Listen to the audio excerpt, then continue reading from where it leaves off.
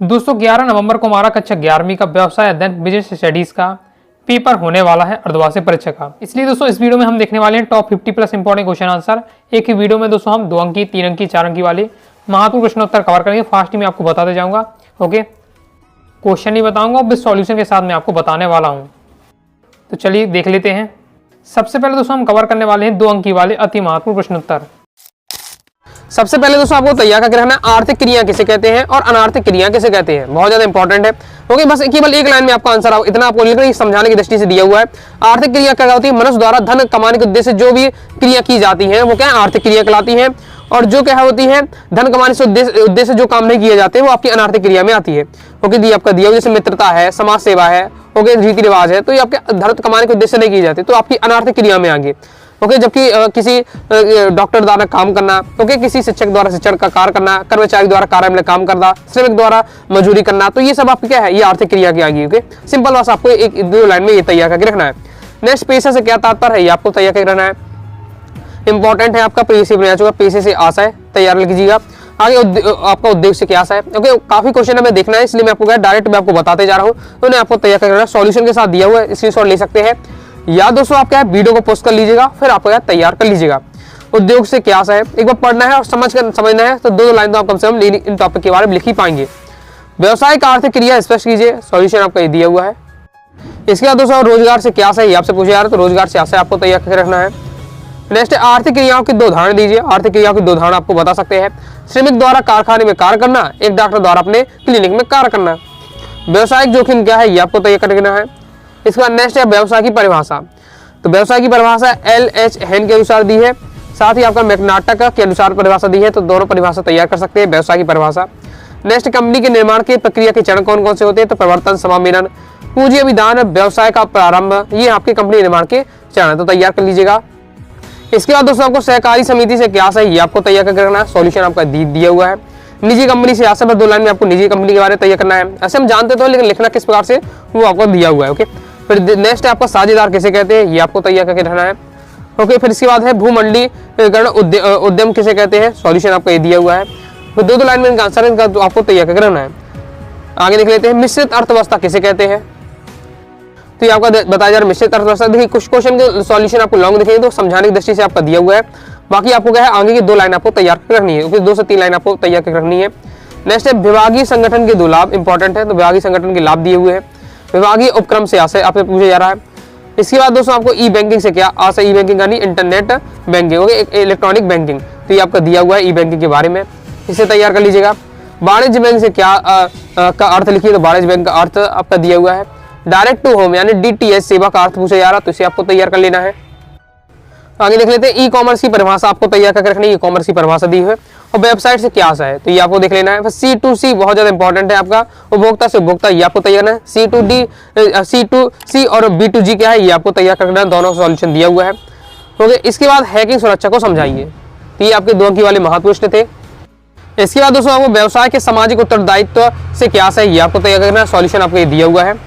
तो पर्यावरण प्रदूषण का अर्थ देख लीजिएगा, पर्यावरण प्रदूषण का क्या अर्थ होता है। व्यवसायिक नैतिकता से क्या आशा है? ये आपको तैयार करके रखना है, सॉल्यूशन दिया हुआ है। आगे नेक्स्ट, उच्च स्तरीय प्रबंध की प्रतिबद्धता से क्या आशा है? तो इसे आपको तैयार कर लीजिएगा। आगे देख लेते हैं। आगे दोस्तों आपको जल प्रदूषण के 2 कारण तैयार करना है। जल प्रदूषण हो रहा है तो क्यों होता है? सबों को क्या नदियों तथा अन्य प्रवाहित होने वाले जल में बहा देने से जल प्रदूषण होता है।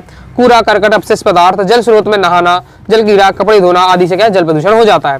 प्रदूषण को नियंत्रण करना आवश्यक क्यों है? समझाइए। प्रदूषण को हमें नियंत्रण करना चाहिए तो क्यों आवश्यक है? ये आपसे पूछा जा रहा है।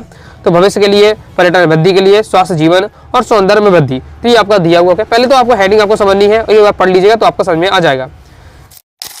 अब दोस्तों हम देखेंगे 3 अंकीय वाले अति महत्वपूर्ण प्रश्नोत्तर। तो इसमें आपको तैयार करना उद्योगों का महत्व समझाइए। उद्योगों का महत्व आपका दिया है कि उपयोगिता का सृजन करता है, प्रमुख क्रिया है, विक्रय योग्य बनाता है और कच्चे माल में क्या परिवर्तन करता है।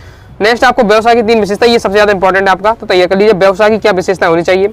मानवीय क्रिया, दूसरा आपका उपयोगिता का सृजन तथा विक्रय। नेक्स्ट है आपका मूल्यवान वस्तुओं एवं सेवाओं के उत्पादन वितरण, तो ये आपकी व्यवसाय की विशेषताएं होती है। ओके, किसी बिजनेस की क्या क्वालिटीज होती है वो आपको पूछी जा रही है। इसके बाद दोस्तों आपको व्यवसायिक जोखिम के 3 कारण तैयार करके रखना है, बहुत ज्यादा इंपॉर्टेंट है और प्रीवियस ईयर पेपर में दोस्तों ये क्वेश्चन आ चुका है। तो व्यवसायिक जोखिम के क्या कारण है, जैसे मानवीय कारण है, दूसरा ओके मानवीय कारण में अब कई सारे कारण है। ओके इसके बाद प्राकृतिक कारण, प्राकृतिक कारण में 2-3 आपको कारण बताए गए हैं। इसके बाद दोस्तों आपके आकस्मिक कारण ओके, और इसके बाद दोस्तों आपके आर्थिक कारण। तो पहले आपका मानवीय कारण, दूसरा प्राकृतिक कारण, तीसरा आपका आर्थिक कारण दिया हुआ है। और उस पॉइंट के अंदर भी क्या है 2-2, 3-3 पॉइंट के बारे में समझा गया है। इस प्रकार से सॉल्यूशन दिया हुआ है, बहुत आपका सिंपल दिया हुआ है, समझेंगे तो आप पढ़ेंगे तो आपको समझ में आ जाएगा। नॉर्मल आप देखते होंगे कि व्यवसायिक जोखिम के क्या कारण है, अगर किसी व्यक्ति को घाटा हो रहा है तो क्या क्या उसके रीजन हो सकते हैं, वो उसमें आपको बताया जा रहा है। ओके तो ये हमारा क्या है, इसके आगे आपका ये दिया हुआ है, ये हमारा क्या है यहाँ तक कंप्लीट हो जाता है। उसके बाद आगे लिख लेते हैं। आगे नेक्स्ट आपको तैयार करके रखना है व्यवसाय की 3 सामाजिक उद्देश्य। तो व्यवसाय के आपके सामाजिक उद्देश्य दिए हुए हैं, तो ये आप देख लीजिएगा, ये आपके व्यवसाय के सामाजिक उद्देश्य है। इसके आगे दोस्तों आपका ये सॉल्यूशन दिया हुआ है। इसके बाद दोस्तों आपको व्यवसायिक जोखिम की प्रकृति को स्पष्ट करना है, ये आपको तय करना है। व्यवसायिक जोखिम की क्या प्रकृति होनी चाहिए, जैसे पॉइंट वाइज पॉइंट ये भी आपको समझाया जा रहा है। पहले जोखिम का जन्म अनिश्चितता से होता है, पहला पॉइंट है। दूसरा है जोखिम से बचा नहीं जा सकता, इसके आगे दिया हुआ है। आगे इसके आगे आपका सॉल्यूशन ये दिया हुआ। तीसरा है जोखिम उठाने का प्रतिफल लाभ। चौथा व्यवसाय का आकार और जोखिम की मात्रा। पांचवा एकाधिकार जोखिम को कम करता है। तो ये है आपके व्यवसाय जोखिम की प्रकृति को स्पष्ट करते हुए। आगे नेक्स्ट आपको देखना है व्यापार की 4 सहायक क्रिया को आपको समझाना है। तो परिवहन के साधन हो जाते हैं, संचार के साधन हो जाते हैं। तो ये आपके क्या है व्यापार की 4 प्रमुख सहायक क्रिया और प्रीवियस ईयर में क्वेश्चन आ चुका है आपके अर्धवार्षिक परीक्षा में ये सब क्वेश्चन, इसलिए आपको तैयार करके रखना है। इसके आगे आपका सॉल्यूशन ये दिया हुआ है, तो यहाँ पे हो जाता है आपका कंप्लीट। तो इसमें दोस्तों आपको तैयार करना है। आगे 3 नंबर की बात करें, सार्वजनिक उपक्रमों के उद्देश्य लिखिए, प्रीवियस ईयर में आ चुका है। सार्वजनिक उपक्रम के क्या क्या उद्देश्य होने चाहिए, सॉल्यूशन आपका दिया है, पॉइंट वाइज पॉइंट दिया है, 4 पॉइंट दिए हैं, कोई भी आपको 3 पॉइंट भी आप तैयार कर लेते हैं, आपका काम हो जाएगा।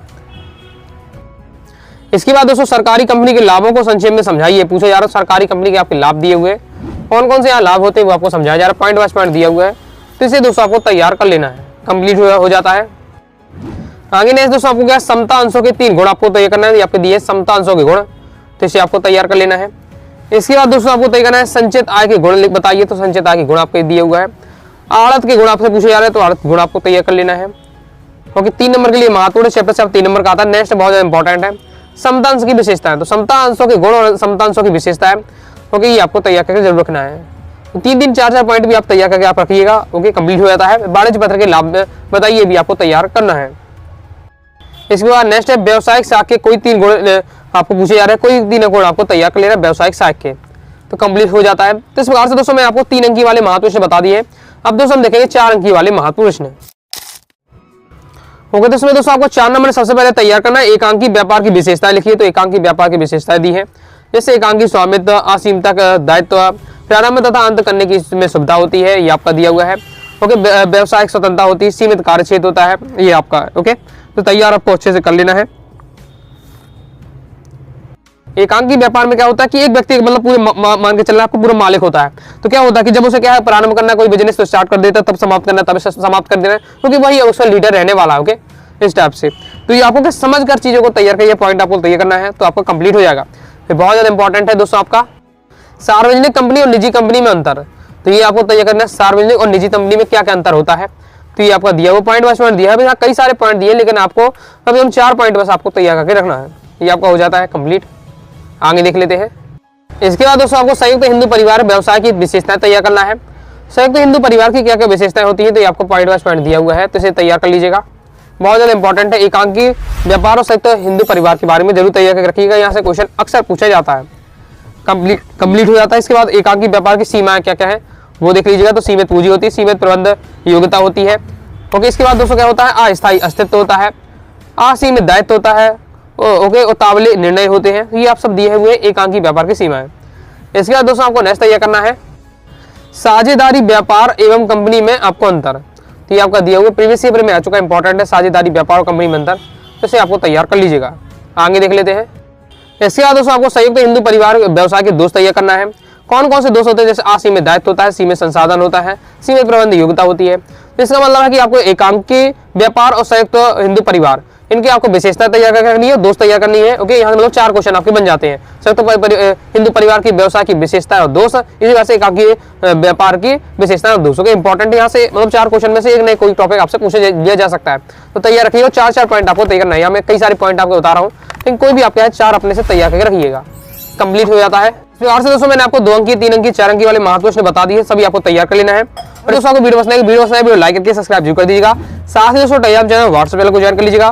कोई दोस्तों डाउट आता है कमेंट से आप जरूर पूछिएगा। मिलते हैं नेक्स्ट वीडियो में, तब तक के लिए बाय बाय।